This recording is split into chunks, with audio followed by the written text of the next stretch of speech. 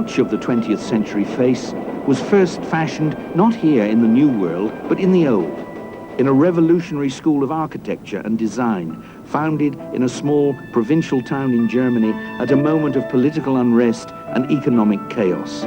It was called the Bauhaus.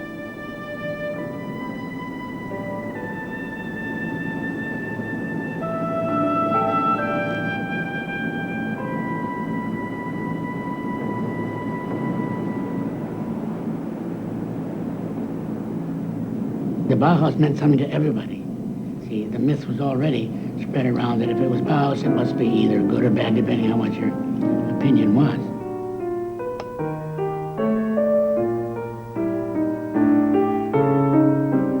Ja, am Bauhaus verdichteten sich tatsächlich viele Avantgarde-Ideen, viele auch revolutionäre Ideen der 20er Jahre. Es gab einfach in ganz Europa keine Kunsthochschule, die so komprimiert die Neuerungen tatsächlich in die Praxis überführt haben. Etwas ganz anderes bewirkt als alle Kunstschulen und alle technischen Hochschulen. Es hat nach einem Weg gesucht, wie man mit dem Leben ästhetisch fertig wird.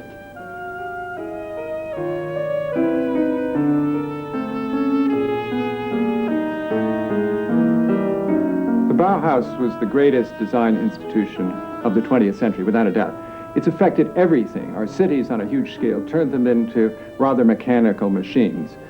And it's turned our interiors into rather nice, simplified, kitchen-like instruments.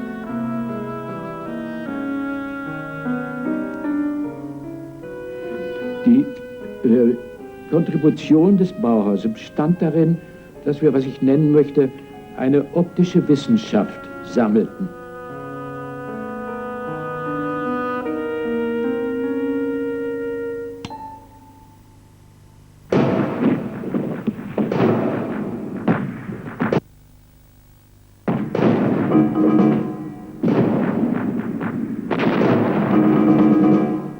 The Bauhaus was born out of catastrophe. The new world it helped to shape came painfully into being some 3/4 of a century ago, even as the old world was collapsing. The Bauhaus was the idea of Wалтер Gropиус, a German architect who, while serving as an officer in the Great War, dreamed about a school of art and design that would help change the world.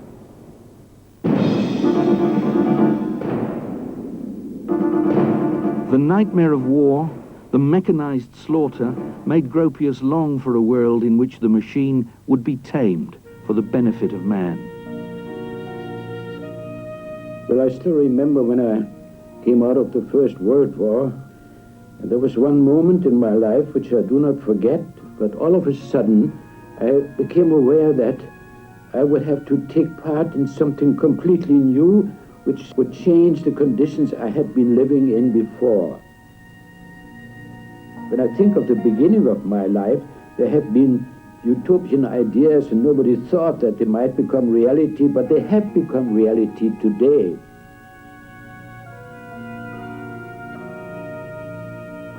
After the war, Gropиus began to make his utopian dream come true. He was asked to found an art school and expressed his revolutionary ideas in a manifesto published early in 1919. The school would be called the Bauhaus, Building House, and the manifesto was illustrated by a dramatic woodcut of a Gothic cathedral, its spire soaring up towards the starry sky. The ultimate aim of all creative activity is the building. We must all return to the crafts. The school is the servant of the workshops and will one day be absorbed by them. Let us together create the new building of the future, which will one day rise towards the heavens as the crystalline symbol of a new and coming faith.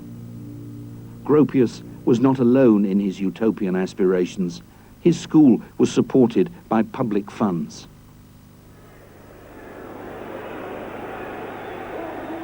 The revolutionary tone of the Bauhaus Manifesto echoed the spirit of the times. The Soviet Revolution and the German mutinies it inspired helped end the war. The armistice and abdication of the Kaiser were followed by an abortive communist revolution in Germany and the declaration of a republic from the balcony of the Royal Palace in Berlin.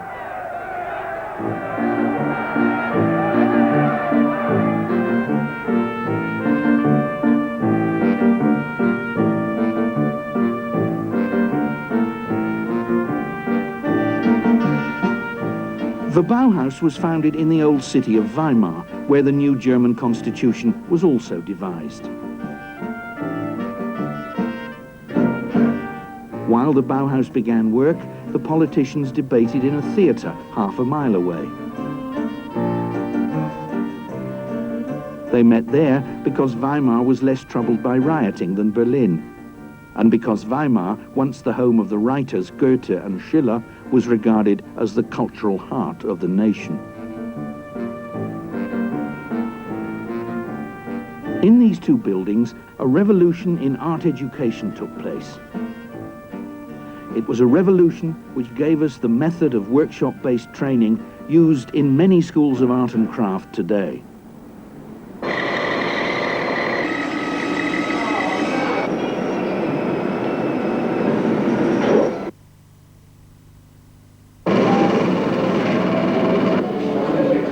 Dann war mir klar, dass eine größere Verbindung zwischen den neuen Produktionswaffen, den Maschinen und dem künstlerischen Menschen hergestellt werden müsste. Infolgedessen habe ich Werkstätten errichtet, in denen die Leute von zwei Seiten erzogen wurden. Einmal vom Künstlerischen und vom anderen vom Handwerklichen. Es ist oft missverstanden worden, dass das auf Handwerk aufgebaut war.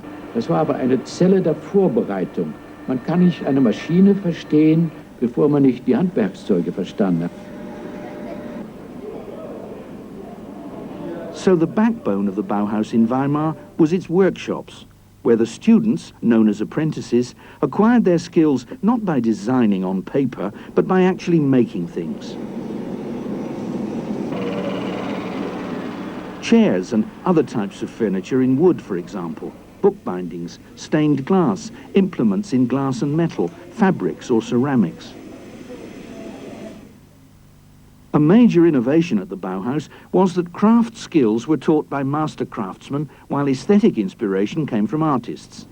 The pottery workshop was run by a master craftsman under the artistic supervision of the sculptor Gerhard Marx, who relished the bohemian atmosphere at the Bauhaus. Wirklich, da war Leben, und zwar künstlerisches Leben. Also das hieß, dass man sich die Schuhe auf die nackten Füße malte und Umzüge machte und rote Fahnen anklebten und so weiter. An Persönlichkeiten unter Schülern und Lehrern fehlte es wirklich am Bauhaus nicht. In my mind, the painters of the modern time had done some constructive thinking. They had developed a certain philosophy as to artistic space and colors and form. So I thought, though the final aim of the Bauhaus for me was architecture, that the painters might be able to bring in really the beginning of a new constructive thought. And they have shown that it was so. We have to pull the whole thing together. We have to destroy these separations between painting and sculpture and architecture and design and so on. It is all one. Gropius didn't employ just any artists in his search for teachers who could think constructively. On the Bauhaus staff were some of the most original painters of the age. There was the Swiss, Paul Klee, a mystic, as gifted a violinist as he was an artist.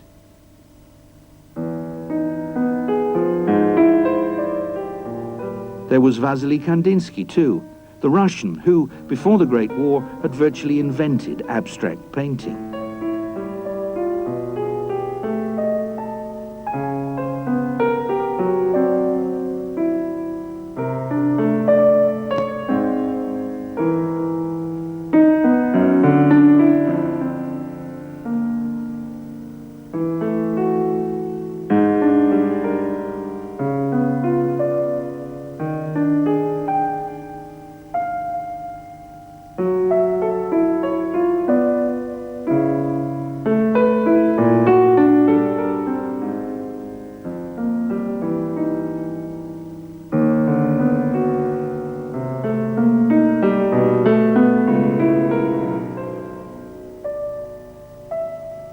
was now developing a visual language consisting of triangles, circles and squares, expressive textures and dynamically moving lines. Kandinsky's compositions made no reference to nature. They were shaped by the way he felt.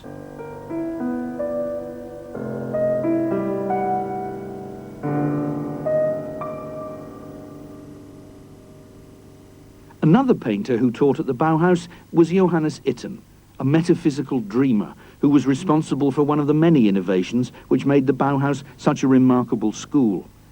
This was the compulsory foundation course, to which Klee and Kandinsky also contributed. Johannes Itten's foundation course was the basic unifying factor in the Bauhaus for its entire period. Johannes Itten was there for 3 years, and he was the one to invent this method of teaching, where he would start off with breathing exercises, with intense introspection, with a kind of Buddhist-like calm, which he learned actually from Buddhism. Itten was also a disciple of Mazdaznan, a variety of Zoroastrianism, in whose service he shaved his head and wore monkish robes, even while teaching. Well, Bauhaus was the first time in art and design education that the emphasis had been put on the individual student, the student's emotions and senses and intellect. And it was also the first time that design had been taught in a coherent way within an art context. A student would arrive and enroll for the preliminary course, and instead of previous preliminary courses, which had been all about the history of art and learning about the solutions of past ages, you went straight into abstract forms. You learnt about materials and their textures. You learnt about colour theory. So it was a kind of grammar that you learnt for 6 months to find out about your individuality and which direction will you go. That was the basic structure of the course. In drawing as well as in three-dimensional design, a great stress was laid on texture. We had to imitate texture of wood, of glass, of wool, of anything we found interesting in contrast to other textures. And also we were asked to build up three-dimensional structures of various materials.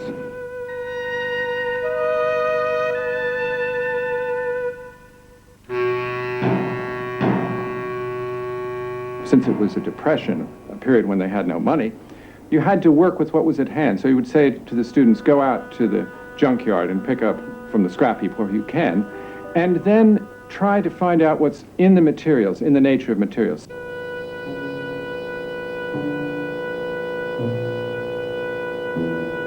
My girlfriend, for example, had cut her hair short that time. So I used some of her hair for a combination of things which I had found and built up into a three-dimensional structure.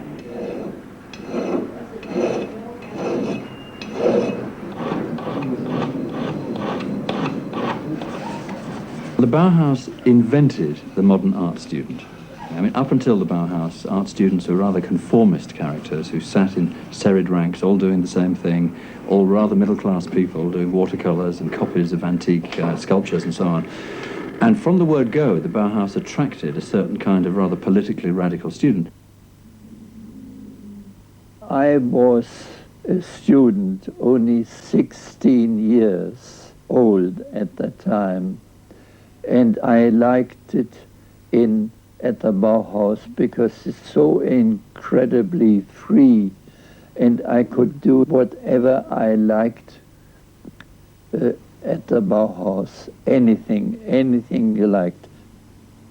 My little group went to the theater, and there was a statue of Goethe and Schiller, and we painted Goethe and Schiller red.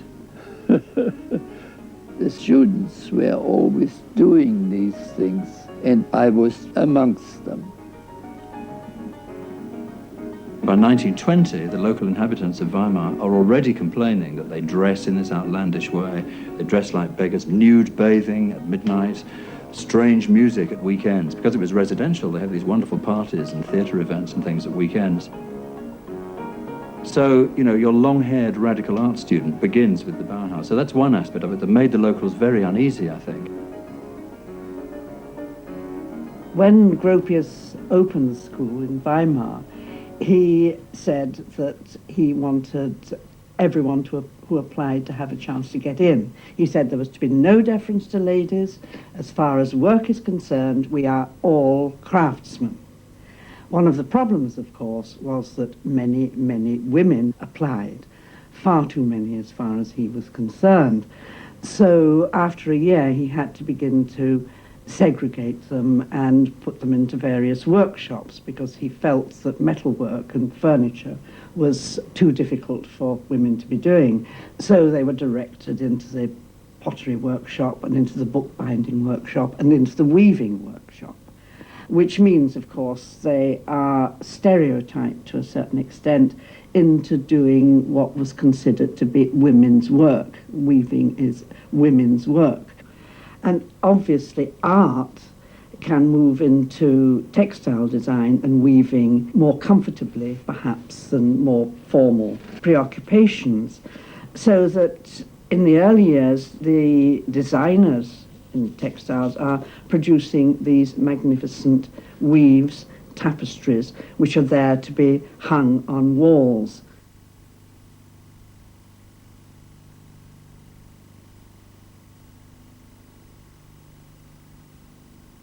One of the most brilliant women students, Marianne Brandt, wasn't a weaver, however. A member of the metal workshop, she made some extraordinarily beautiful household utensils in copper and other materials.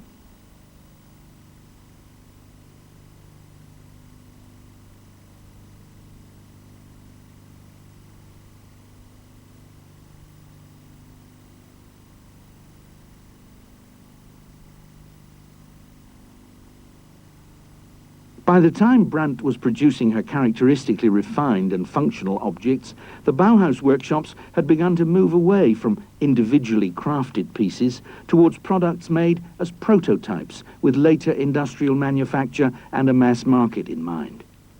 Elegant, simple pieces are the forerunners of what today passes in every home for good, thoroughly modern design. Then they seemed startlingly plain. Everyday objects like tea infusers were designed in terms of their function and the need for mass production. Some products were already being manufactured in series by the Bauhaus workshops. A chess set with pieces signalling the way they moved across the board sold well. A cradle consisting only of triangles, circles and rectangles in the primary colors remained unique. A range of wooden toys made up of separate, brightly colored elements is still on sale today. The design of many of these products was closely linked to foundation course teaching, in which there was an emphasis on color and geometry. In the foundation course, attempts were made to subject form and color to scientific laws. Kandinsky taught that the primary forms, the circle, the square, the triangle, represent and convey qualities identical to those inherent in the primary colors, blue, red, and yellow. Primary colors and shapes also inspired the productions of the Bauhaus theater workshop. Theater was central to Bauhaus teaching because it provided a way of bringing several artistic forms into an intimate and expressive unity. Its artistic director was the painter and sculptor Oskar Schlemmer.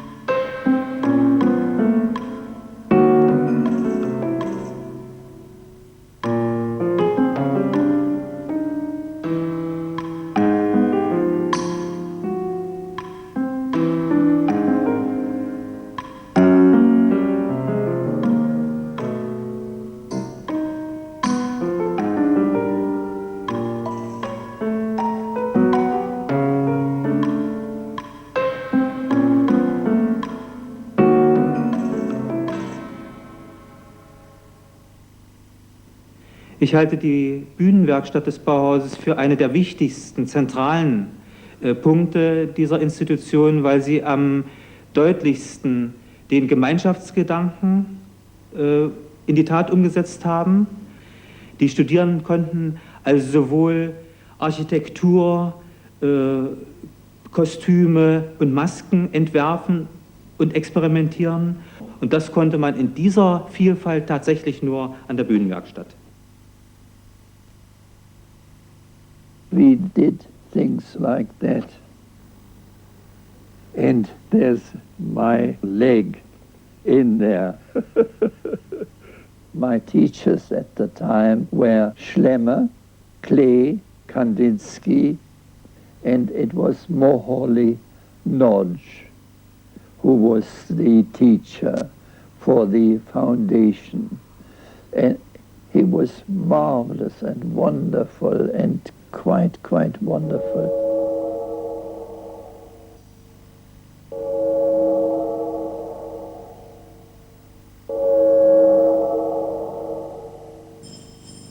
Laszlo Moholy-Nagy was a Hungarian constructivist and the master of many media. He took over the foundation course in 1923, sweeping away Itton's metaphysics and mysticism, replacing them with the mystique of the machine.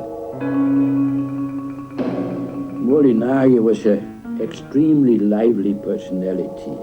He was almost childlike in his interest that everything new which came up in techniques and so on electrified him. He went right after that. He was an experimental fellow. He tried everything out himself. He was perhaps the closest friend of mine in the Bauhaus, and we influenced each other quite a bit.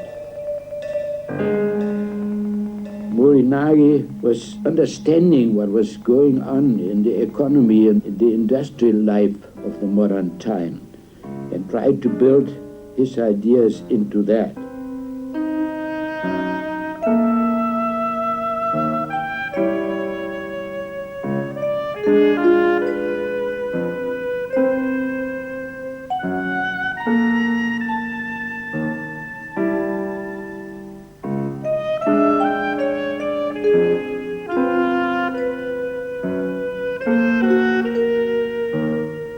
The new foundation course was also taught by Joseph Albers, who came to the Bauhaus as a student in 1919 and became the first graduate to teach there. Wenn ich aus einem Material etwas herstelle, dann sollte ich die Kräfte, die in dem Material sind, auch benutzen und nicht zudecken. Also dieses in dem Material denken war sein Ziel. Und er stellte Aufgaben, die etwa so lauteten wie mit dem großen Stück Packpapier, das etwa ein Yard groß ist, aus dem man Raum herstellen musste. Man konnte es falten, man konnte es schneiden, also alles das tun, was man sagt. Wir entdeckten dann, dass man es senkrecht belasten kann. Wir haben Faltungen gemacht, worauf ein Mann stehen konnte. Aber alles zusammen gesehen ist der Albers ein Mensch, der systematisch den jungen Leuten die Verrücktigkeit des Künstlers austreibt und ihn zum vernünftigen, deutlichen Denken bringt.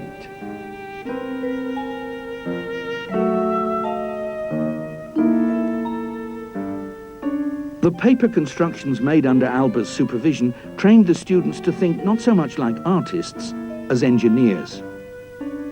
In 1923, the Bauhaus finally went public.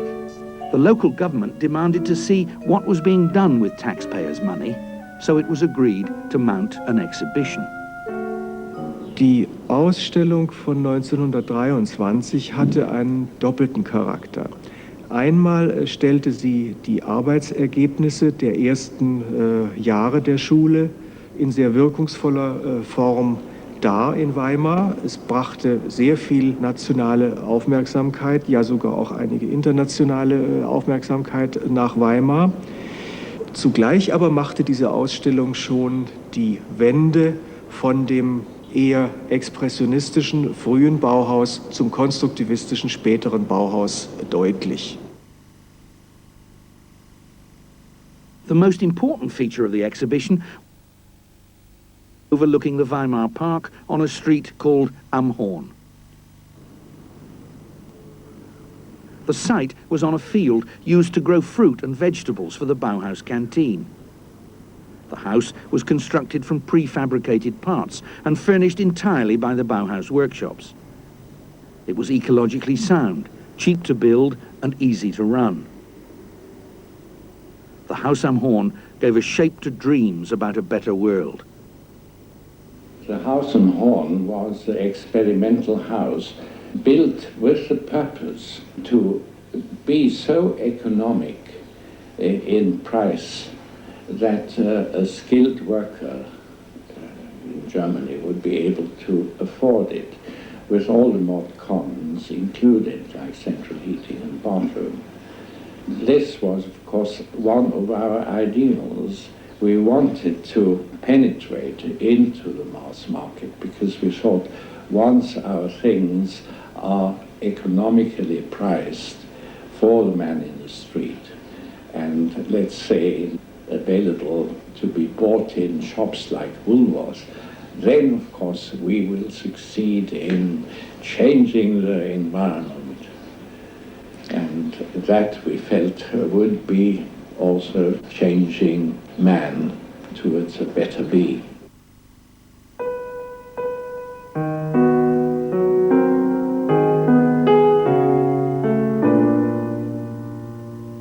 They designed a kitchen which is a laboratory for cooking. They are using ceramics and glass that's been designed in the workshops, and it's not a sort of kitchen living room which most medium-class houses intended to have, or a kitchen in which the servants would work, which is totally segregated from the rest of the house. It's part of the unit of the house, but at the same time it's laid out along rational principles. In these kitchens, they had everything, the storage, the layout, to produce an efficient centre of the household. The kitchen is remarkable in that it's a very early expression of American ideas of household management.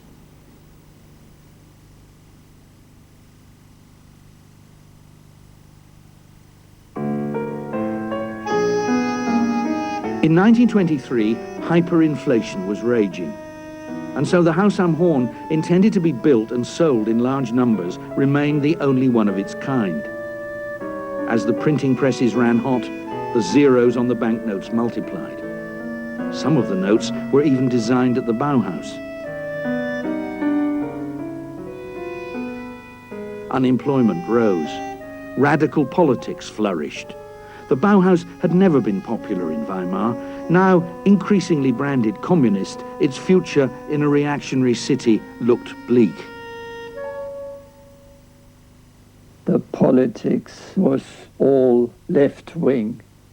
Some of them were communists and shouting it about, and I was doing it myself. And the Weimar citizens spat down the pavement because we were the enemy. Even that time, there were Nazi marching through the Weimar streets, protesting against communists. Die nationalsozialistische Welle kam zuerst sehr stark hoch in Thüringen. Und wie es ja leider war, auch künstlerische Dinge wurden zum Spielball in der Politik benutzt. Und so war es also ein Kampf der Parteien. Und wie diese nationalsozialistische, damals völkische Partei stärker wurde in Weimar, wurde uns der Dampf abgeschnitten. Und ich habe mich mit meiner Fakultät zusammengesetzt und wir haben in der Öffentlichkeit das Bauhaus als geschlossen erklärt und haben so der Regierung damals den Dampf aus den Segeln genommen.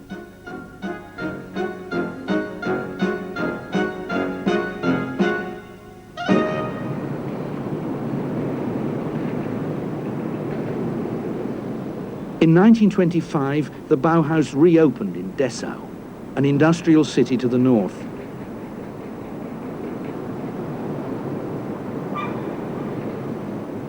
Dessau was politically more liberal than Weimar. It was also richer, thanks to its chemical and engineering works.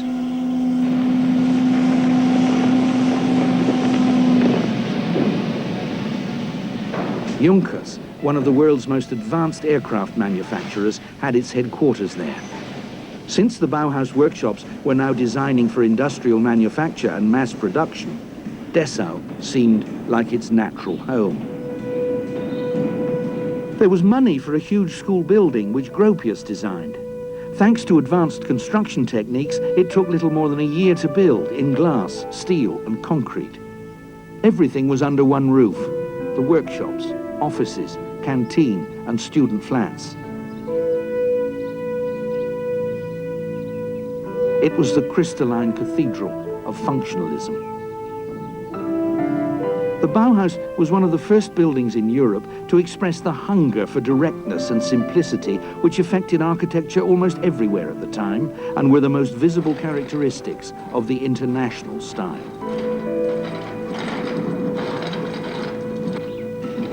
Es ist in seiner Anmutung ein kristallines, klares, wunderschönes Gebäude, ein Musterbeispiel für Konstruktivismus. Und es ist bautechnisch ein unglaublich modernes Gebäude, denn alle die großen Glaswände sind Vorhänge, die von oben herunterhängen. Die stehen nicht. Sie sind nicht tragend, sie sind Vorhänge. Filled with light, uncluttered, somehow severe and clinical, the Bauhaus looked less like an art school than a huge laboratory. Appropriately enough, its leading teachers, Kandinsky, Klee and Groppius, looked less like artists than chemists or mathematicians.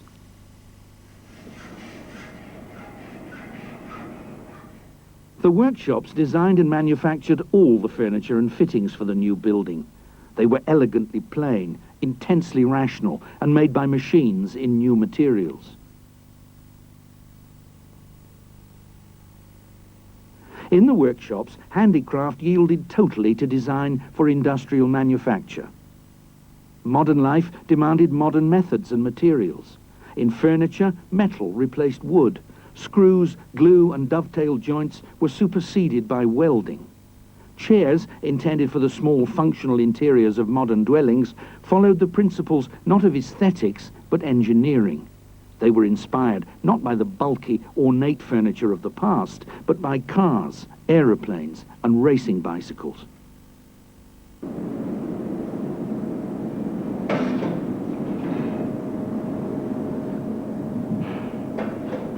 A chair, known as the Vasily, was designed for Kandinsky.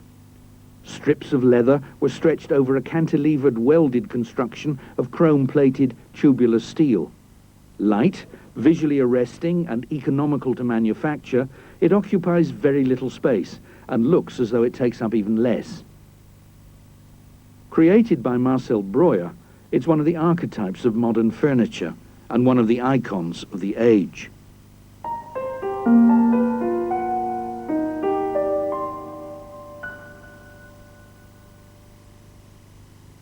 Photography was exploited not only as an art form, but also as a means of visual communication. Experiments were made with photomontage, double exposures, and overprinting.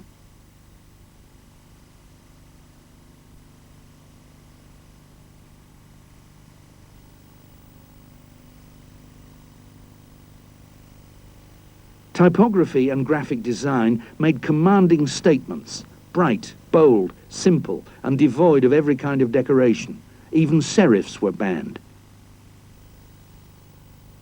Typefaces and layouts were rethought in terms of optics and communication theory. So were advertising and display. All traditional solutions were ignored. Everything was possible. The face of the 20th century was designed, manufactured, and staged at the Dessau Bauhaus. Sehen Sie mal, dieses Zentrum da mit der Bühne und der Kantine. Stellen Sie sich vor, dort wird moderne Musik gemacht und dann sitzen bei den Zuhörern Klee und Kandinsky neben den Studenten und hören die neuesten modernen Musikfolgen aus dem Konservatorium von Leipzig. Aber es war auch so, dass bei der Kantine manchmal die Wände aufgeschoben wurden und dann tanzte dort ein Maskentanz von Schlemmer.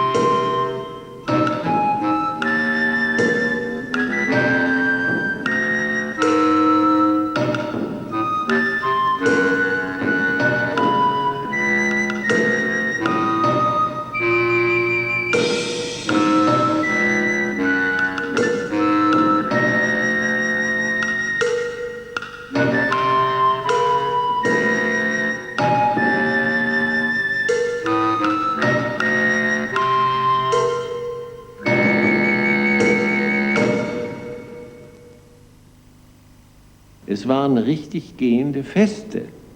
Es wurde also ein Thema gegeben, metallisches Fest.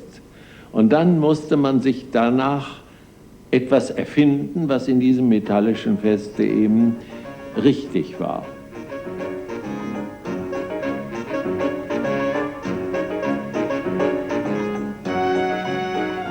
Und die Bauhaus-Band war so ein Zwie zwischen Dixieland und, sagen wir mal, ja, so ein bisschen hat Hindemith auch damit hineingefunkt mit seinem elektrischen Klavier.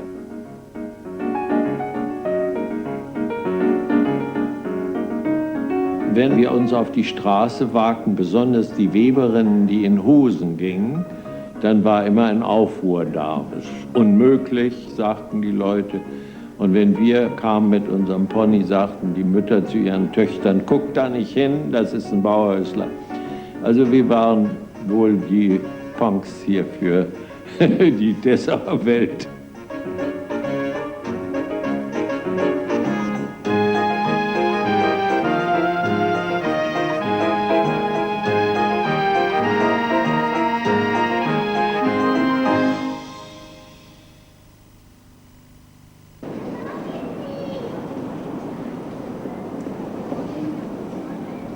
The biggest change at the Dessau Bauhaus was the introduction of an architecture department.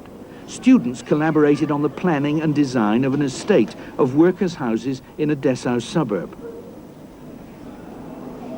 The estate, intended to deal with an acute housing shortage, consisted of flat-roofed utilitarian dwellings assembled from standard prefabricated parts. Built remarkably quickly, they were cheap to buy or rent, comfortable and easy to run. Financed by the city council, the development was one of the earliest estates of its kind. Head of the architecture department was Hannes Meyer, a communist who believed building was not an art but a science. He soon became the second director of the Bauhaus. When I in 1928 stepped out, because I thought that with the coming up Nazi movement, that I was a factor which did harm to the Bauhaus because they attacked always me. I stepped back and wanted to go again into private activities and made Hannes Meyer to my successor. Hannes Meyer had not told me about his strong leanings towards the very leftish political side. Dies hat dann im Lauf der Zeit, der nur 2 Jahre die Meyer am Bauhaus war, dazu geführt, dass sich die Tendenz der Schule gleichsam nach links verschoben hat.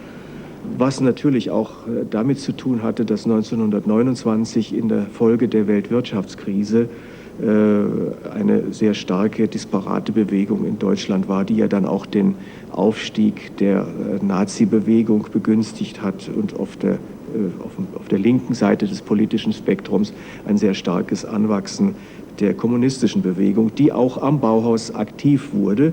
Dies war der eigentliche Grund, Hannes Meyer 1930 von der Leitung des Bauhauses zu entfernen und Ludwig Mies van der Rohe zu seinem Nachfolger zu bestimmen.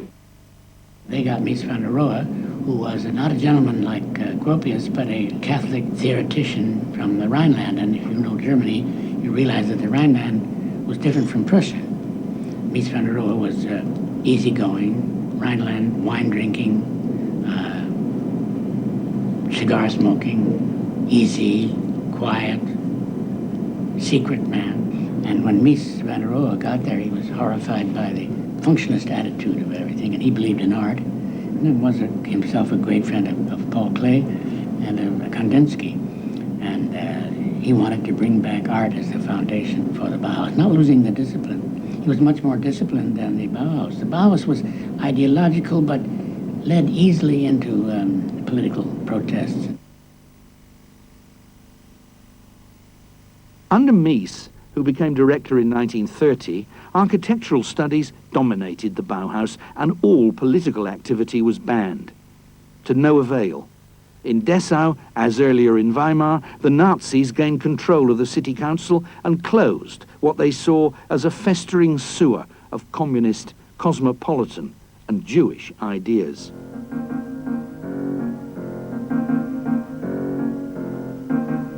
Sie nannten uns Kulturbolschewisten. Also alles, was bolschewistisch war, war ja kommunistisch, war also böse.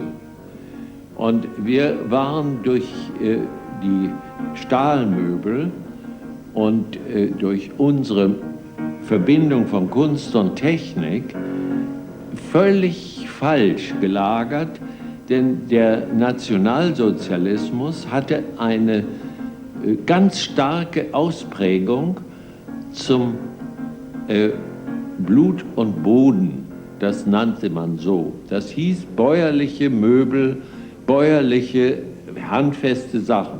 Dabei ließ er sich vom Speer Möbel machen, die waren wie die auf den Dampfern, wie sie auf den großen Schiffen. Aber er verlangte von dem Volk, also, dass sie also solche Holzmöbel nehmen. Und er wollte wieder zurück zu der bäuerlichen Einfachheit. Und das war die Sache. Und dann gab es Brauchtum und Sitte, dann wurde auch noch getanzt. Also, und unsere Jazzmusik war ja absolut verboten. Die ließ man nur, Goebbels ließ sie nur im Film durchkommen. In Filmen durfte man ein bisschen so Tanzmusik machen und so. Die hassten uns, weil wir was anderes machten.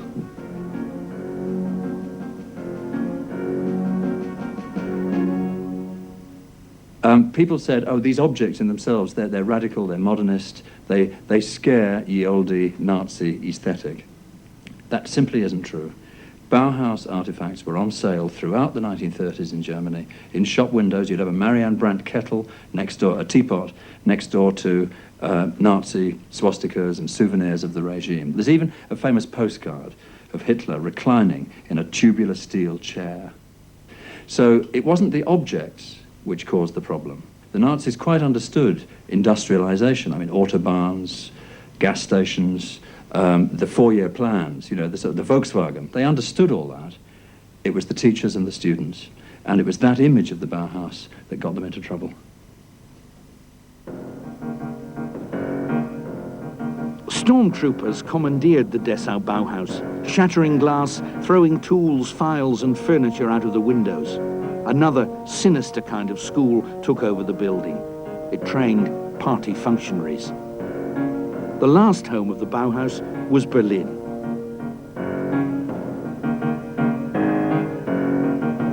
when it moved into Berlin, its final phase, it was an extremely depressing place to work. It moved into a factory.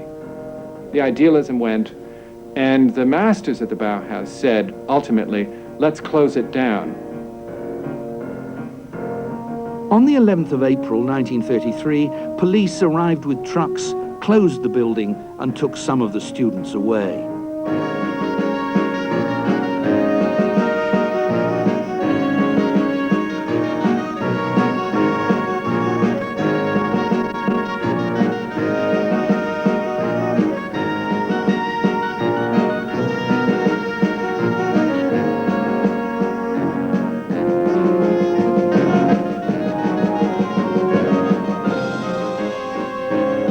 By the beginning of 1933, the Nazis had come to power throughout Germany.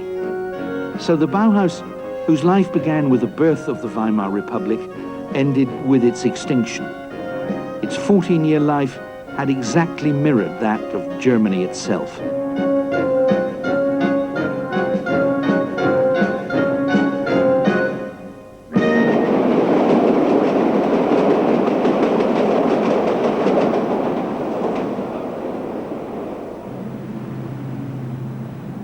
The Bauhaus died in Germany, but its teachers and students spread out throughout the free world, taking their ideas and convictions with them.